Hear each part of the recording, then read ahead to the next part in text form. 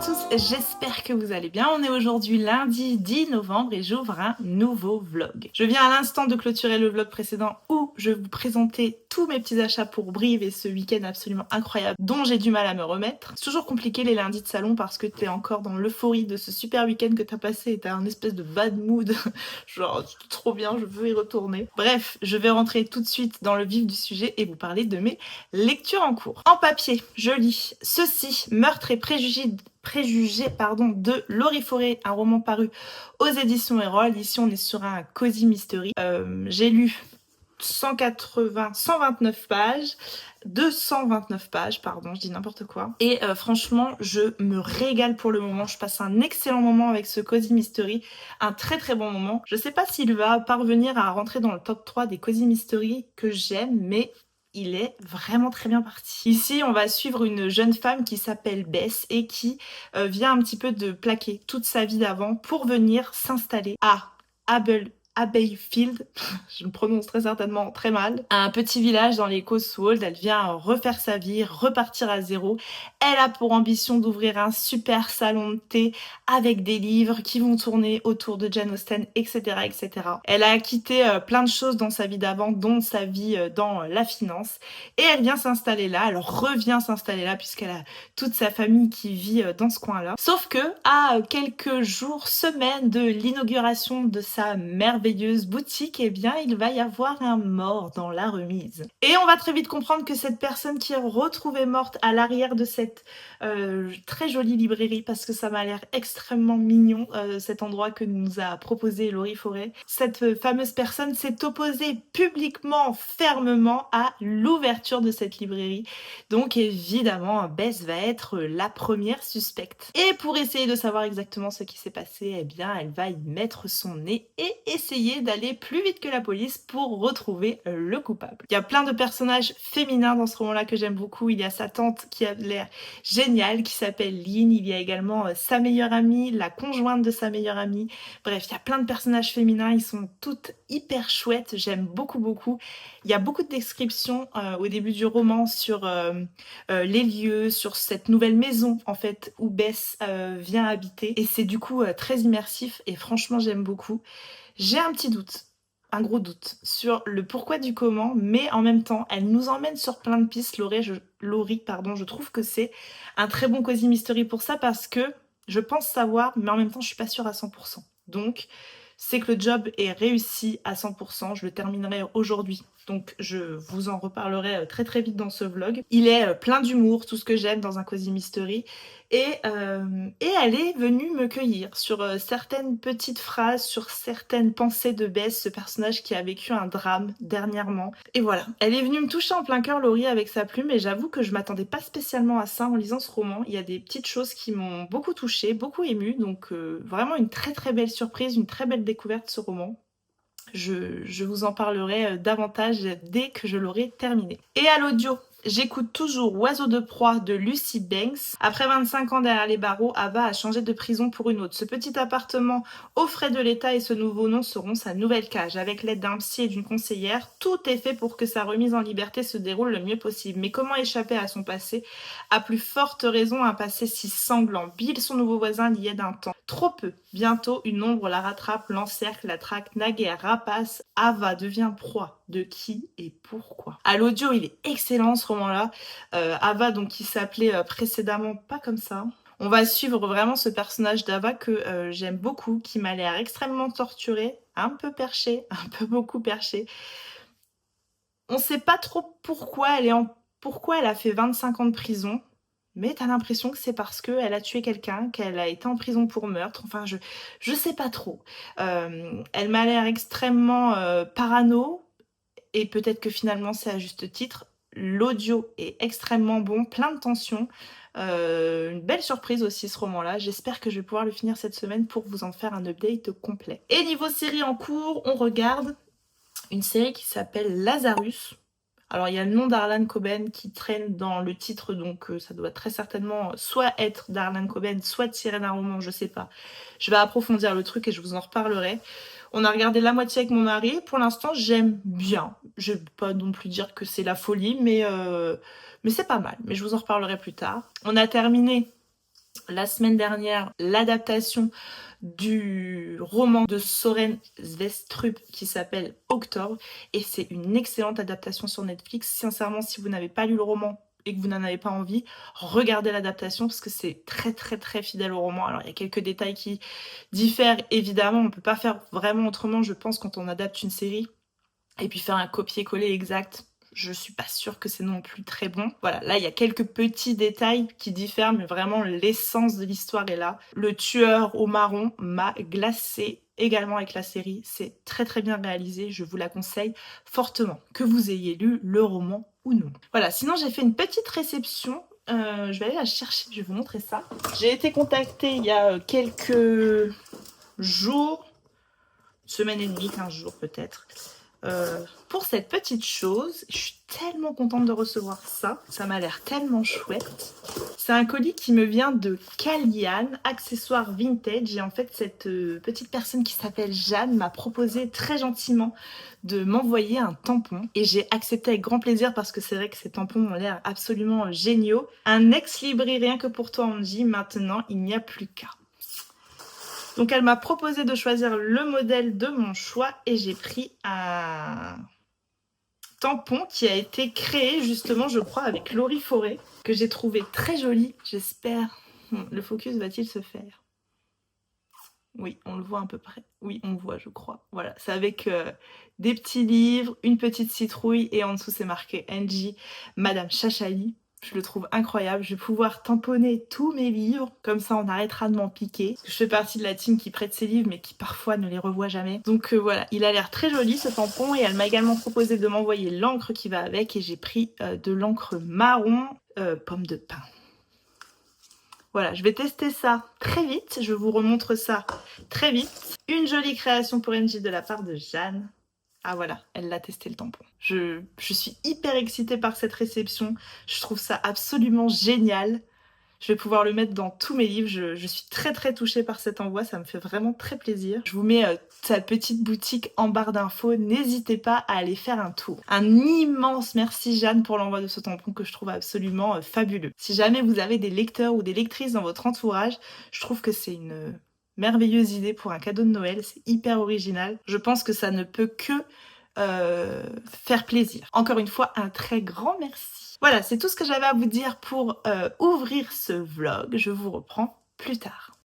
Je vous reprends, on est mercredi et je vous reprends parce que j'ai fait plein de réceptions la semaine dernière, cette semaine, que je n'ai encore pas pris le temps de vous montrer. Il y en a pas mal. Alors, on va prendre dans l'ordre, sans tout faire tomber. Alors, la première chose que j'ai reçue, et j'étais tellement contente, tellement touchée parce que ce sont deux personnes que j'aime beaucoup qui ont fait ce roman graphique. Et j'ai reçu La Nuit retrouvée de Lola Lafont et Pénélope Bagieux.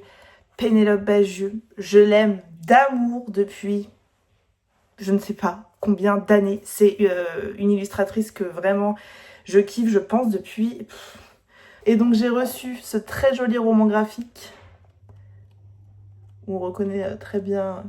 Au cœur de la forêt des Landes, dans l'intimité d'une nuit d'été, une mère de famille, apparemment sans histoire, confie à sa fille un secret. Sensibilité, finesse psychologique, humour tendre, Lola Lafont et Pénélope Bagieux conjuguent leurs talents dans un récit où l'émotion naît de la justesse. J'ai trop hâte de lire celui-ci, je vais le lire très très rapidement pour pouvoir vous en parler. Un très grand merci aux éditions Gallimard Jeunesse pour l'envoi. Ensuite, j'ai reçu un roman qui me fait extrêmement envie depuis le Festival sans nom et Marine des éditions XO a eu la gentillesse de me l'envoyer. J'ai reçu Les Malveillantes de Sandrine Détombe. Des pluies cévénoles sans précédent, un véritable déluge s'abat sur le sud de la France. Une jeune femme est retrouvée ensevelie, vivante mais plongée dans le coma. Son visage fait ressurgir un passé enfui. Une adolescente, Océane, disparue 8 ans plus tôt à quelques kilomètres. Pour Gab Zeller, enquêteur des affaires non élucidées de la gendarmerie, et Domiti Fourès, capitaine de la brigade de recherche de Nîmes, cette découverte réveille les ombres d'une mémoire que l'on croyait oubliée. Elle lève le voile sur des existences marquées par l'abandon et la violence, l'histoire d'un long silence rompu par une terrible tempête. Sandrine Détombe possède l'art des chemins sinueux et glaçants, labyrinthiques et machiavéliques. Avec elle, jamais vous n'aurez plongé si loin dans le cerveau des enquêteurs. Voilà, je suis très très contente de le recevoir. Celui-ci, c'est pareil. Je vais le lire assez rapidement pour pouvoir vous en parler. Un très grand merci à Marine des éditions XO pour l'envoi. Ensuite, un roman de la part de Kalman Levy. Et là, il s'agit de celui-ci, La femme de chambre sauve Noël de Nita Prose. La femme de chambre, je vous en ai déjà parlé à 2 reprises sur cette chaîne, puisque il y a déjà 2 romans sortis sous Kalman Levy de Nita Prose. J'adore La femme de chambre. Là, on est vraiment sur un cozy mystery totalement sous-coté. Je trouve que je ne le vois pas assez passer et pourtant, Molly Gray est absolument incroyable. Molly Gray, c'est une jeune femme qui travaille dans un hôtel. Elle est un petit peu particulière, Molly, elle est pleine de tocs, etc. Et dans le premier tome, en fait, il va y avoir un mort dans cet hôtel et tout va, entre guillemets, lui retomber dessus. Et franchement, c'est un petit peu plus grinçant que les autres Cozy Mystery, je trouve, que j'ai lus, mais je l'adore. Alors, j'étais ravie de pouvoir recevoir celui-ci. Je vais vous lire le résumé, ça risque de spoiler les tomes précédents. Attention. Sous les guirlandes scintillantes du Regency Grand Hotel, Molly Gray s'apprête à célébrer un Noël inoubliable. Folle amoureuse de Juan Manuel, épanouie dans son nouveau poste à responsabilité et entourée d'amis exceptionnels, la jeune femme vit un conte de fées. Mais quand le Secret Santa du personnel vire au drame, des doutes insidieux surgissent sur celui qu'elle considère comme sa moitié et la confiance qu'elle peut lui accorder. Molly se lance alors dans l'enquête la plus intime de sa vie. Un très grand merci à Kalman pour l'envoi. Enfin là pour le coup c'est Kero, le label. Et j'ai reçu alors Albin Michel ou alors Charleston. Voyons voir. Albin Michel. 8,2 secondes de Maxime Chatham. C'est le temps qu'il faut pour tomber amoureux, c'est aussi le temps qu'il faut pour mourir. Entre New York et les grands lacs de la frontière canadienne, Maxime Chatham nous entraîne dans un suspense. Attention, je vais jamais réussir à prononcer ce mot, j'y arrive pas. Hitchcockien, impossible à lâcher. Celui-ci, je le lis en lecture commune la semaine prochaine. Du coup, vous en entendrez parler très très vite. Un très grand merci à Albin Michel pour l'envoi. Voilà les réceptions que j'avais à vous montrer pour aujourd'hui. On est mercredi, c'est donc une journée qui me roule littéralement dessus. Je vous reprends plus tard. Avec Nono, on va se faire une petite session journaling. On a sorti tout ce qu'il nous faut, les petits stickers, les crayons, le café, le chocolat chaud, les chocobons, les petits chocolats pour manger. Voilà, donc moi je vais faire mon carnet de lecture. Je voudrais rajouter Vie Schwab et puis une ou deux autres autrices dans mon carnet. Donc voilà, et puis Nono lui il fait son petit agenda avec ce petit collage, il aime bien. Hein, j'ai déjà commencé là, c'était quand on était en vacances. Ouais. Il y a un monsieur qui est parti de l'avion. Ok. Allez, c'est parti.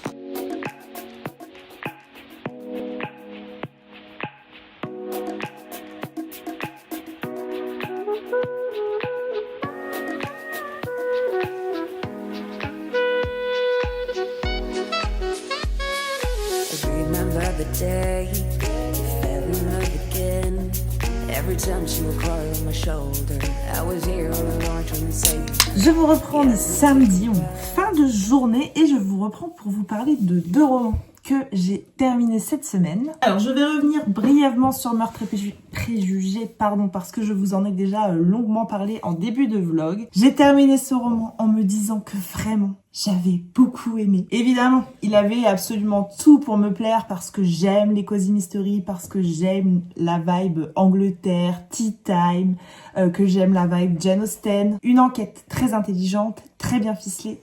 J'avais deviné des petites choses, mais j'avais pas forcément absolument tous les tenants et les aboutissants de l'enquête. Voilà, elle nous offre des personnages attachants, elle nous offre beaucoup d'humour, elle nous offre aussi une grande sensibilité, j'ai trouvé. Elle a ce petit côté gourmand avec toutes ces gourmandises qu'évidemment Bess voudrait proposer dans son café librairie.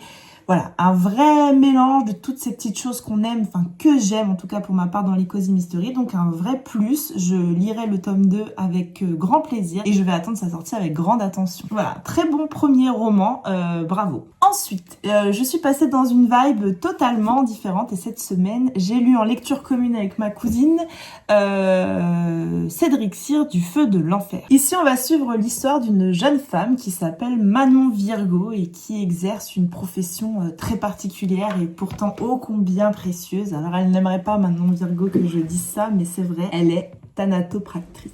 Elle passe donc ses journées dans un cadre plutôt morbide à maquiller des cadavres. Un soir, son frère Ariel débarque pour une énième fois dans sa vie. Il débarque parce qu'il s'est encore fait plaquer par sa copine, parce qu'il ne sait pas où aller.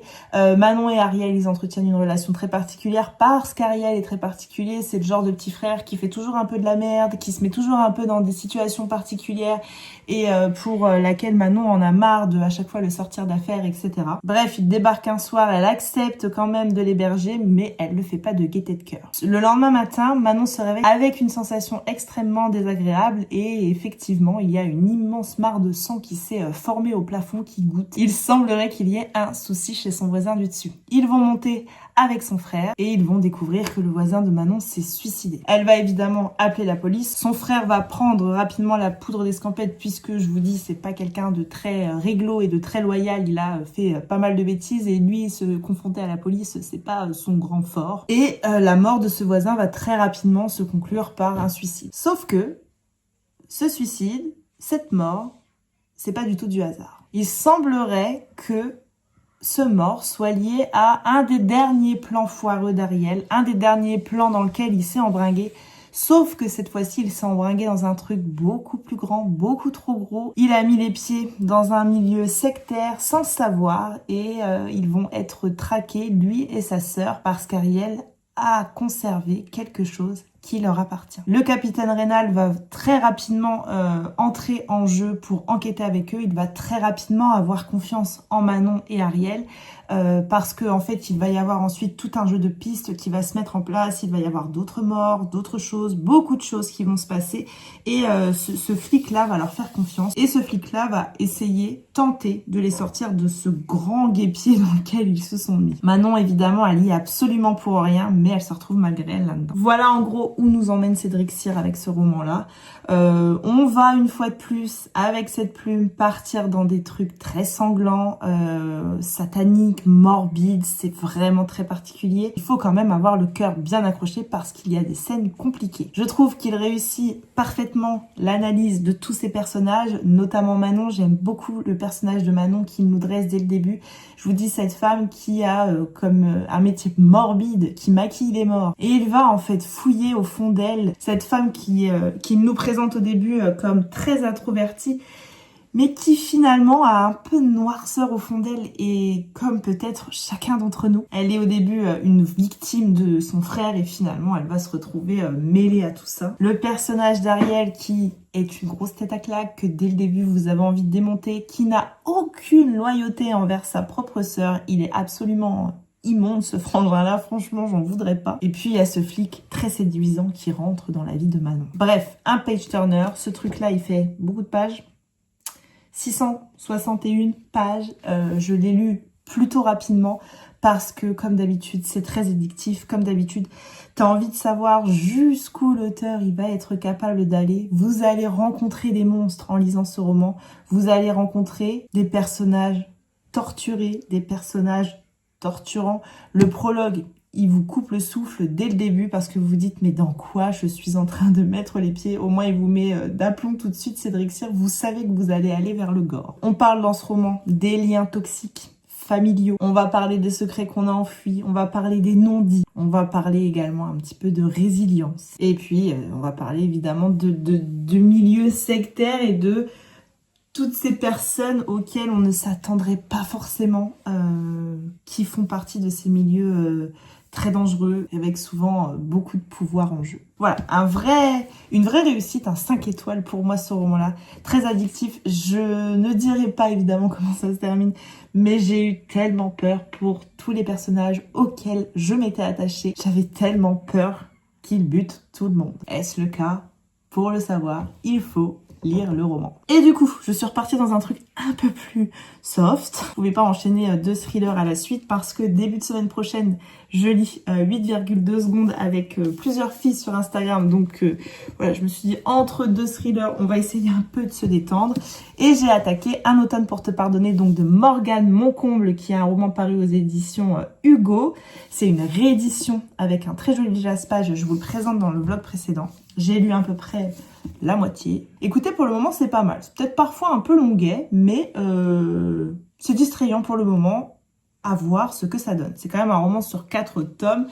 Donc j'imagine que le tome 1 finit avec « Ah, il me faut le deuxième ». Je vous en reparle plus tard. Voilà, je vais aller me préparer. Ce soir, nous sommes invités à un anniversaire. Je vais donc essayer d'aller faire quelque chose. Sachant que mon fils est malade, donc j'y vais seule avec Nono et Owen reste à la maison avec son papa. J'espère juste qu'il va pas me refiler sa fièvre, sa gorge qui gratte, ses maux de tête. Je vous reprends plus tard. Je vous reprends. Je vérifie que le siège est bloqué. Nous sommes lundi. Je vous reprends pour venir clôturer ce vlog. Mais avant, bien sûr, j'ai des petites choses à vous dire. Je vlog pas beaucoup normalement le lundi parce que je suis au travail. Mais aujourd'hui, je suis en télétravail finalement puisque mon fils est malade. On va arrêter de faire grogner ce siège. Je ne sais plus bouger. Alors, ce week-end, j'ai terminé 2 lectures. J'ai d'abord terminé la lecture que je passais à l'audio, Oiseau de proie de Lucy Banks aux éditions Pocket. Je crois qu'à la base, c'est sorti chez Les Escales. C'était un roman avec une couverture jaune. Mais je vous dis, on l'a pas vu énormément passer et pourtant, je le trouve très très bon ce roman. Je vais vous en refaire un résumé assez rapide parce qu'il me semble que je vous en ai déjà parlé plusieurs fois. Ici, on va suivre une femme qui s'appelle Ava et qui sort de prison après 25 ans. Elle est libérée évidemment sous certaines conditions, il faut qu'elle soit gentille. Et elle doit vivre sous une fausse identité, elle est logée aux frais de l'État. Elle va donc se faire à présent appeler Robin. Bref, elle s'installe dans ce nouveau ville, j'arrive pas trop à voir l'étendue du truc, sous une surveillance plutôt rapprochée puisqu'elle est suivie par un psy, elle a un conseiller, je sais pas comment on appelle ça, un conseiller, espèce de conseiller en réinsertion, j'ai envie de dire, qui vient lui rendre visite, qui voit si elle va bien, si elle se tient bien, si elle essaye de trouver un travail, etc., etc. Et là où elle emménage, il va y avoir son voisin Bill, qui est un ancien SDF, avec qui elle va très très vite sympathiser. Le passé va très vite rattraper Ava, et quelqu'un va la reconnaître, et elle va commencer à recevoir des menaces. Le pourquoi du comment elle est en prison, on le sait pas tout de suite, mais on comprend rapidement qu'elle aurait fait beaucoup de mal à quelqu'un, beaucoup de mal, même jusqu'à l'en donner la mort à quelqu'un. Et on comprend que ça tourne autour d'un ex, mais plus t'avances, plus tu comprends que finalement c'est pas vraiment un ex. En fait, plus t'avances dans ta lecture et plus tu te dis, est-ce que Ava est la victime? Est-ce qu'Ava, qui a commis un meurtre, parce qu'au début, en fait, t'as l'impression qu'elle a commis un meurtre, mais en fait, elle avait pas le choix. Et puis évidemment, comme elle sort de prison et qu'on lui paye son appartement, etc., t'as l'impression qu'elle a été un peu victime d'un système. Enfin bref, tu sais pas finalement où tu mets les pieds. Et plus t'avances dans le roman, et plus t'es un peu perdu, parce que tu te dis, est-ce que son passé qui ressurgit, est-ce que ça se passe vraiment? Est-ce qu'elle est pas juste complètement parano, Ava? Et l'audio, il joue vraiment le job à fond avec ça, parce qu'en fait, dès le début de la lecture, tu te dis, mais est-ce que je suis pas dans la tête d'une névrosée? Au point que, souvent, elle a des grosses crises d'angoisse, et que les crises d'angoisse, elles m'ont aussi envahi. Franchement, l'audio, il est extrêmement bien fait. T'arrives pas à savoir ce qui est vrai, ce qui est faux, ce qui relève de sa grosse paranoïa. L'ambiguïté qu'il va y avoir tout au long de cette lecture, de cette écoute, du coup, pour moi, ça rend le roman immersif. Franchement, je le redis, mais l'actrice pour lire cet audio est excellent. Bref, une belle découverte pour moi, Oiseau de proie. Je ne vous dis pas évidemment la fin, mais je trouve que j'ai déjà vu passer des romans pas dans le même style, mais qui pourrait s'en approcher dans ce style de thriller. Et celui-là, je trouve que je ne l'ai pas vu assez passer. Et également ce week-end, du coup, après un Sir Cédric, je vous l'ai dit, je crois, mais j'avais besoin d'un petit peu plus de douceur. Et en fait, j'ai attaqué Un automne pour te pardonner de Morgane Moncomble aux éditions Hugo Roman. Ici, on va suivre une jeune fille qui s'appelle, une jeune femme, pardon, qui s'appelle Camélia. Et Camélia, elle est étudiante en droit et elle a pour ambition de devenir avocate. Entre guillemets, Camélia, elle revient de loin, cette jeune fille, puisque c'est une fille qui a été victime d'harcèlement scolaire des années auparavant par une bande de potes. Et il s'avère que son ancien bourreau, Rory, a été assassiné. Assassiné, il semblerait, par un des membres de ce groupe de potes, par son meilleur ami Lou. Et ça va beaucoup troubler Camélia, puisqu'il semblerait quand même qu'elle était pas attirée, mais qu'il y avait une espèce d'alchimie envers Lou, alors que le garçon l'a également humiliée, etc., etc. Bref, ça va la perturber. Et dans cette espèce de procès, en fait, Camélia, elle va avoir une opportunité incroyable, lancer sa carrière d'avocate, en fait, entre guillemets, en allant défendre Lou. Et en même temps, t'as l'impression qu'elle a envie d'obtenir justice pour elle-même, pour tout ce qui s'est passé par le passé. Et peu à peu, évidemment, nos personnages vont se rapprocher. J'ai vraiment beaucoup aimé cette lecture. Alors, il n'y a pas de coup de cœur, je dirais même, allez, entre 4 et 5 étoiles, on va dire. C'est vraiment un roman qui va mêler thriller avec un petit côté Dark Academia, avec un petit côté, avec un gros côté Enemy to Lovers, évidemment. Plus t'avances dans le roman, plus tu apprends à connaître cette bande de potes et plus tu te demandes lequel finalement a bien pu tuer Rory, parce qu'en fait, Camélia, elle va être très rapidement mêlée à cette histoire, puisque Rory, il va laisser des lettres à chacun de ses potes et il va également adresser une lettre à Camélia en lui demandant de venir assister au moment où le notaire il dit son testament. Enfin bref. Donc elle va venir là. Et c'est là que tu comprends qu'en fait, si Rory il a déjà écrit à tout ce monde-là, c'est qu'il savait qu'il allait mourir, qu'il savait que quelqu'un en avait après lui.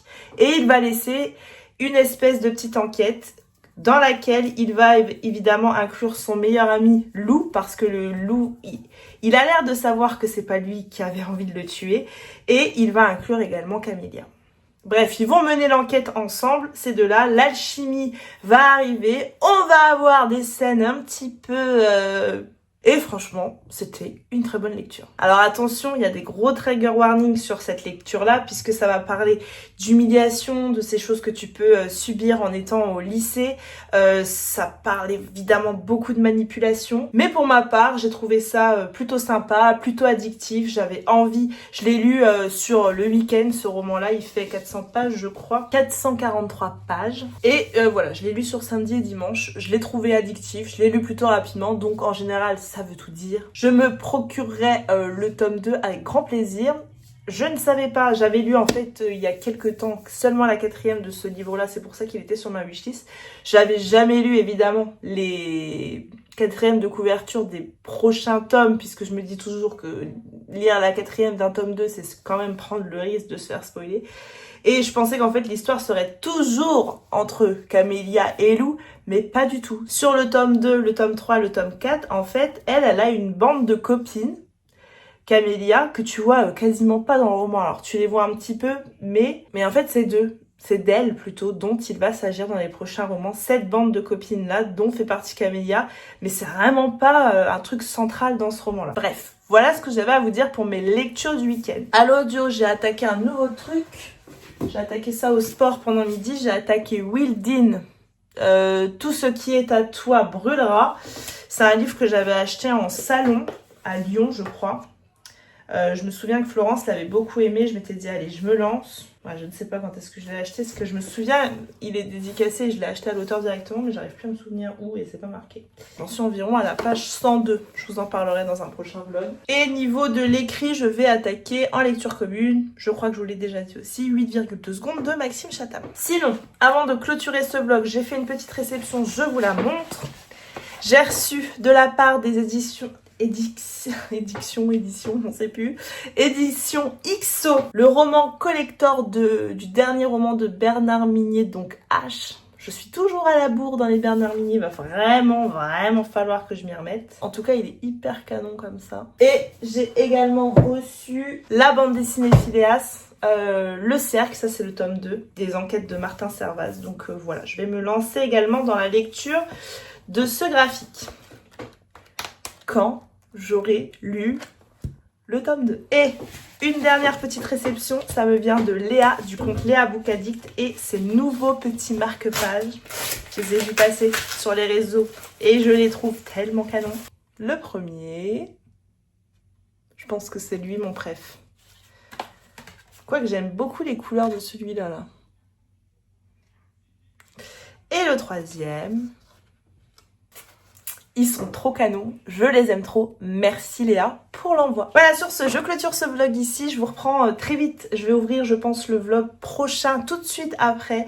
On va commencer à installer doucement Noël cette semaine. Alors j'espère que le vlog d'après vous plaira également. Comme d'habitude, n'hésitez pas à prendre le temps de liker ce vlog, commenter, partager votre instant de visionnage sur les réseaux sociaux.